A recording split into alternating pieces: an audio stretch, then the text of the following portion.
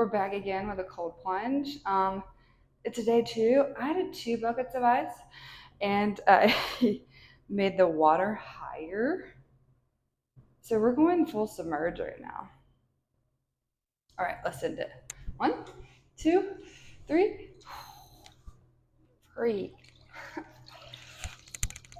Oh.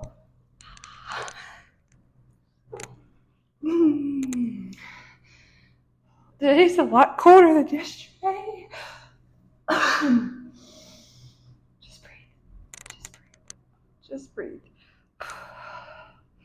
Good morning, guys. Welcome back. God, it's cold. It's fine. It's not cold. It's not cold. Oh. Well, it's 9 a.m. Yesterday, I know we talked about the 5 a.m. club. I set my alarm for 6 because I think 5 a.m. is just, it's hard for me just to do it because it would be pushing it.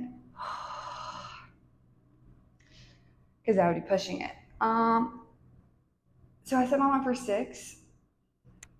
I said it, it went off, and I hit snooze. I was like, one more alarm sound. I'm not sure this is gonna get wet. One more alarm sound, and I'll wake up. I woke up at 8:30, so I guess I was tired. I don't know. So I woke up at 8:30, took Cooper out, got dressed, and immediately came here because my goal is to start doing these first thing in the morning. Where I don't have time to do anything else. So I'll do this and then go home and kind of do breakfast and everything. But the goal is 5 a.m. eventually. I know it's not going to happen right like that. So right now the goal is 6 a.m. Tomorrow, so we gave the girls a bit of an incentive. If we win tonight, they get tomorrow off and then we hit fall break. If they play well, we're going to practice at 6 a.m. So it's either I can wake up at 5 a.m., but the problem is the girls come in and start getting ready for practice. Or I just do it after practice, but it'll get done. But I will say, I was looking forward to this. Like I started dreaming. Like after my alarm snoozed, like that was my thought process. Oh, get up, take an ice bath. So I am looking forward to doing it every day.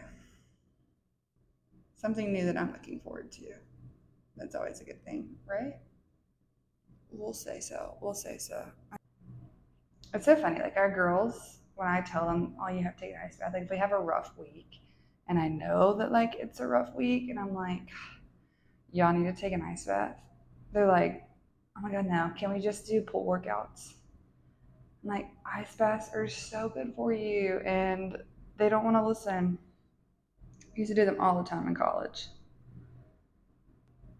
Yesterday, I didn't realize I went for like 7 minutes. Just because I got to talking and it keeps my mind distracted off of the ice bath. So yeah, I did start the 5 a.m. club book. I think I'm on chapter 3. I'll be on chapter 4. But just like reading it, literally some of the stuff that's being said is how I feel currently. I feel like I could be doing so much more and giving back so much more at a higher level that I don't know what I mean by that fully. Like it doesn't necessarily mean with volleyball, but it's all inside of every single one of us. It's today's norm has made it where like the second it gets hard, we resort back to doing what we're doing, and like we're all destined for greatness. And so we just have to keep working. But my struggle is figuring out what that is. Like, is it volleyball? Am I meant to continue to coach volleyball? There are times where I'm like 100% I could do this. I'm good at my job. I connect with the kids very well. I love building relationships, and I like to say I know the sport. Then other times I feel like I call it my early midlife crisis, where I feel like I really want to do something new in a career and something new because I know the sport of volleyball, there's not a lot of money in it. And I like to buy things and I like to go on trips. So I don't know. And then it's like, I've thought about starting online personal training, but just, the doubts that come in. Like, what if I'm not good at it? What if nobody signs up? I know you can't do that, but I don't know. I do feel like I'm meant to coach people because I do enjoy making an impact on people's lives. I'll never forget this. I had a coach a while back come and ask me, like, Peyton, like, what legacy do you want to leave when you die? And at the time, I don't know. There was also a time in my life where I was a little bit more reserved and shy and didn't like being put on the spot. I still don't love being put on the spot, but I can answer that question if I were asked again. But I want to leave this world impacting as many people as possible in a positive way. And I think that's why I love coaching so much, because I'm able to make that impact. I'm big, like, volleyball is more than the sport. If you leave my team only learning about the sport of volleyball, I failed you. Like, you need to leave my team knowing more about yourself, knowing more about life in general, and the sport of volleyball. Like, I'm here to help you learn how to live in the real world and deal with real people and how to handle certain situations. And I don't handle them the best, but sometimes don't handle them the best, but I have learned and I've failed and learned from my failures that I can turn around and help people through the tough times that they're going through.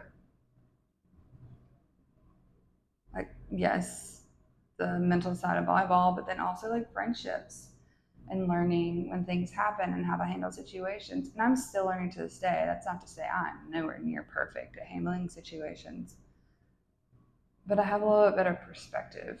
And I'm at the point in my life right now where I'm big on protecting my peace. And if you come in and mess with that peace, or I get a vibe from you, like, you're done. Like, I'll keep you at an arm's length. Like, I'm not going to be your friend. I had a friend that did something. I forgave them and kind of like let them back in. And they did the exact same thing again. And I hit the point, because for a while I was like, oh, I need to give them a second chance, forgiveness. We were supposed to be close again, and then the same thing happened, and I'm like, no, I'm not fighting for something. One, that I'm the one putting the effort in for, and two,